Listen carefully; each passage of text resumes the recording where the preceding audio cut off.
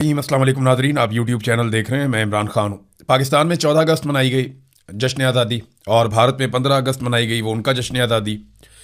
और दोनों में फ़र्क जो हम वीडियो देखते हैं, तस्वीर देखते हैं, तो एक वाज़ेह फ़र्क है जो वहाँ से और यहाँ से अलग अलग पिक्चर पेश करता है।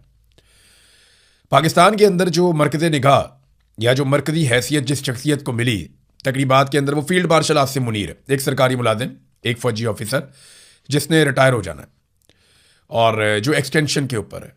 जबकि भारत में जो मरकज़ निगाह था या जिसे मरकज़ी किरदार कहा जा सकता है, वो वहाँ का मुंतखब वज़ीर आज़म था। ये फ़र्क है पाकिस्तान में और भारत में, और यही फ़र्क पाकिस्तान को बहुत पीछे ले गया। इस फ़र्क को अगर हम ख़त्म कर देते ना, तो आज पाकिस्तान भी आगे निकल जाता, बांग्लादेश की तरह, भारत की तरह। बहुत सारे लोगों को जब हम ये कहते हैं ना, शर्म आनी चाहिए हमें बतौर कौम और बतौर मुल्क कि हम अपने मुखालिफ भारत से कितने पीछे रह गए बहुत सारे मैदानों में। अब लोग ये कहते हैं कि भारत क्योंकि बहुत बड़ा मुल्क है तो इसलिए उसको आगे जाना ही था। तो ज़रा कंपैरिजन मैं आपके सामने एक रख देता हूँ। भारत और पाकिस्तान का अगर आप मुवाजना करें ना रकबे के लिहाज से, तो भारत 4 गुना बड़ा है, 4.1 गुना भारत बड़ा है पाकिस्तान से रकबे के एतबार से। लेकिन अगर आबादी के एतबार से आप भारत और पाकिस्तान का मुवाजना करें तो भारत 5.67 गुना पाकिस्तान से बड़ा है, यानी लगभग 5.5 गुना भारत पाकिस्तान से आबादी के नुक्ता नज़र से बड़ा है और 4 गुना रकबे के नुक्ता नज़र से बड़ा है। अब जरा देखें कि इकोनॉमी के नुक्ता नज़र से भारत पाकिस्तान से कितना बड़ा है। भारत के कौमी खजाने में इस वक्त 728.5 अरब डॉलर हैं। 728.5 अरब डॉलर, ये उनका कौमी खजाना। पाकिस्तान के कौमी खजाने में 20 अरब डॉलर है। देखें कितना फर्क है। और ये जो फर्क है ना, ये लगभग 36 गुना का फर्क है, 35.6 गुना का ये फर्क है। यानी रकबे में भारत 4 गुना और आबादी में 5.5 गुना ज्यादा है।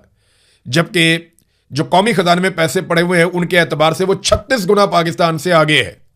अब ये तो हमारी नालायकी है ना, हमारा निकम्मापन है।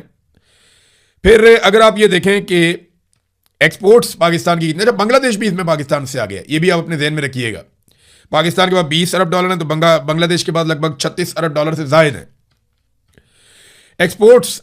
ये बहुत इंपॉर्टेंट चीज होती है कि कोई मुल्क कितनी चीजें बनाकर बैरूनी दुनिया में भेजता है और उसको एक्सपोर्ट करता है, पूरी दुनिया को क्या बनाकर देता है जिससे वो मुल्क पैसा बनाता है। तो एक्सपोर्ट्स के मैदान में भारत जो है वो साल 2026 के डाटा के मुताबिक 863 अरब डॉलर्स की एक्सपोर्ट करने जा रहा है। यानी 863 अरब डॉलर्स की एक्सपोर्ट है भारत की बरामदात, जबकि पाकिस्तान 35.6 अरब डॉलर। और यहां पे जो फर्क है वो 24.24 गुना का फर्क है, यानी 24 गुना से भी ज्यादा फर्क है भारत और पाकिस्तान के बीच में। और बांग्लादेश भी 48 अरब डॉलर से जायद की एक्सपोर्ट्स कर रहा है, यानी पाकिस्तान से तो इसकी भी बहुत ज्यादा है। तो जहां मुकाबला करना है वहां हमसे मुकाबला होता ही नहीं। वैसे हम चौधरी बने रहते हैं, यानी जहां मुकाबला करना है वो मुकाबला नहीं करते। देखें हम कहां पे भारत से आगे निकल रहे हैं। ये जो तमगे बांटते हैं ना हम हर साल, पिछले 4 सालों में पाकिस्तान ने जितने तमगे बांटे हैं और भारत ने जितने तमगे बांटे हैं, इनकी रेशो पता है क्या है? पाकिस्तान ने भारत से 3 गुना तमगे बांटे हैं। भारत की आबादी पाकिस्तान से 5.5 गुना, 5.25 गुना ज्यादा है, तो उसको चाहिए था कि वो पाकिस्तान से 5 गुना ज्यादा तमगे बांटता। लेकिन भारत ने पाकिस्तान से 3 गुना कम तमगे बांटे हैं और पाकिस्तान ने 3 गुना ज्यादा भारत से 1500 के करीब हमने बांटे हैं, कोई 500 के करीब उन्होंने बांटे हैं। ये 4 साल के अंदर हमने तो लंडा बाजारी लगा दिया तमगों का। अच्छा, जो शख्स भी इस निज़ाम को सपोर्ट करता है, चाहे अपनी खबर के जरिए करे, चाहे अपने रिश्तेदारों के जरिए करे, चाहे अपने लोगों के जरिए करे, चाहे अपनी पॉलिटिकल पार्टी के जरिए करे, या जैसे भी करे, जो शख्स या डंडे के जोर के ऊपर करे, अपनी बंदूक के साथ करे, जो शख्स भी इस निज़ाम को सपोर्ट करता है ना, उसको ये अवार्ड दे देते हैं कि सदारती अवार्ड दे दो, कौमी अवार्ड दे दो, ये निशान दे दो, ये इम्तियाज दे दो, ये तमगा पहना दो इसको। ये हर उस शख्स को नवाजते हैं जो इस निज़ाम को बरकरार रखने के लिए सही या गलत काम कर रहा है। दूसरी तरफ वो जो लोग कुर्बानियां दे रहे हैं, वो जो ऑपरेशनल फोर्सेस हैं, वो पुलिस वाले जो जानें कुर्बान कर रहे हैं, वो पुलिस वाले जो बहादुरी के साथ लड़ रहे हैं, वो फोर्सेस के लोग जो इस वक्त फ्रंट लाइन के ऊपर दहशतगर्दों से लड़ रहे हैं, उनमें से किसी को भी इनाम नहीं मिलता। ये सिक्योरिटी फोर्सेस में भी ज्यादती हो रही है कि जो लोग अपनी जान को खतरे में डालकर कौम को बचाने के लिए और मुल्क की लड़ाई लड़ रहे हैं, उन लोगों को अवार्ड नहीं मिल रहे, उन लोगों को एजाजात नहीं मिल रहे। एजाजात मिल रहे हैं उनको जो इस वक्त पाकिस्तान तहरीक इंसाफ को या इमरान खान को कुचलने में किरदार अदा कर रहे हैं। हालांकि यहां पे जान का खतरा भी कोई नहीं है। पीटीआई ने कौन सा आगे बम मार देना या बैरिस्टर गौर ने बम बांध के खुदकुश हमला कर देना, ये तो होना नहीं। अगर ये अलग सूबे भी बन गए तो कभी ना कभी तो फ्री एंड फेयर इलेक्शन होगा, और जब भी कभी फ्री एंड फेयर इलेक्शन होगा तो वहां जमात इस्लामी और पाकिस्तान तहरीक इंसाफ जीतेंगे। एमक्यूएम तो बहुत महदूद और छोटी जमात बन गई है। अगर इस मरतबा एमक्यूएम को फॉर्म 47 ना दिए जाते तो उनके पल्ले तो सीटें ही कुछ नहीं थी। नाज़रीन, नवाज शरीफ साहब ने जो कल बयानात दिए उनके अदाद-ओ-शुमार गलत हैं। उन अदाद-ओ-शुमार को दुरुस्त भी साथ साथ करना चाहिए क्योंकि ये बड़ा ज़रूरी है। मियाँ साहब ने बहुत अजीबोगरीब किस्म की अदाद-ओ-शुमार दे दिए कि मेरे दौर में मईशत बहुत अच्छी चल रही थी, मेरे दौर के अंदर महंगाई बिल्कुल नहीं बढ़ रही थी, मेरे दौर के अंदर जो है वो ₹1 भी डॉलर की कीमत नहीं बढ़ी। मैंने कुछ फैक्ट्स आपके सामने रखे थे जहां पे मियाँ साहब गलत बयानी से काम ले रहे थे। अभी कुछ और चीज़ें आपको मैं बताता हूं कि 2013 में जब मियाँ साहब को हुकूमत मिली तो करंट अकाउंट खसारा था $2.5 अरब। जब 2018 में मियाँ नवाज शरीफ साहब ने हुकूमत छोड़ी तो करंट अकाउंट खसारा था $19.89 अरब। ये मियाँ नवाज शरीफ साहब का कारनामा था। 2013 में माली साल के इख्तिताम पर बरामदात $25 अरब थी, जबकि 2018 में वो कम होकर $23 अरब हो गई। अब ये होना तो ये चाहिए था कि वो 30 या 31 तक लेकर जाते, 25 से बढ़ाकर, लेकिन उल्टा उन्होंने पाकिस्तान की बरामदात कम कर दी। फिर किसानों को जो मार पड़ी 2013 से लेकर 2018 तक, किसान उस दौर को एक स्याह दौर के तौर पे याद रखते हैं, और आज फिर किसानों का एक स्याह दौर चल रहा है। और सबसे बड़ा जुर्म जो शरीफ खानदान का था वो आईपीपीज को लाकर अजीबोगरीब किस्म के डॉलर्स के अंदर मुआहदे करना था कि आप बिजली बनाएं या ना बनाएं, हम आपको बिल देंगे, हम आपको पैसा देंगे, और आप अरबों रुपए, बल्कि अरबों डॉलर, आप कहें कि आप अरबों डॉलर पाकिस्तानियों की जेबों से निकालते रहेंगे और हम आपकी इसमें मदद करेंगे, आइए हमारे साथ मुआहदे कीजिए। वो 2013 से 15 तक जो मुआहदे किए नवाज शरीफ साहब ने, पाकिस्तान की इकॉनमी की तबाही की सबसे बड़ी वजह वो मुआहदे थे। नाज़रीन, खैबर पख्तूनख्वा के साथ ज्यादती हो रही है, लगातार ज्यादती हो रही है। मुजम्मल असलम साहब ने भी इस पर आवाज़ उठाई है कि बाकी सूबों को ज़्यादा शेयर दिया जा रहा है तरक्याती मनसूबों में, और खैबर पख्तूनख्वा का शेयर जो है वो बहुत ज़्यादा महदूद किया जा रहा है। वफाक ने जो अपना तरक्याती बजट रखा है उसमें खैबर पख्तूनख्वा का हिस्सा इंतहाई कम रखा है। यहाँ के तलबा पे, यहाँ के लोगों पे पैसा बहुत खर्च होता है, तो ये इनके पास ज़्यादा मौका है आगे बढ़ने का। खैबर पख्तूनख्वा और बलूचिस्तान के लोगों का ये कसूर नहीं होना चाहिए, उनके ऊपर भी पैसा उसी तरह खर्च करना चाहिए जैसे बाकी बड़े सूबों के ऊपर खर्च किया जाता है। नाज़रीन, किसी दौर में जजेस के फैसले बोलते थे, आजकल जजेस बोलते हैं।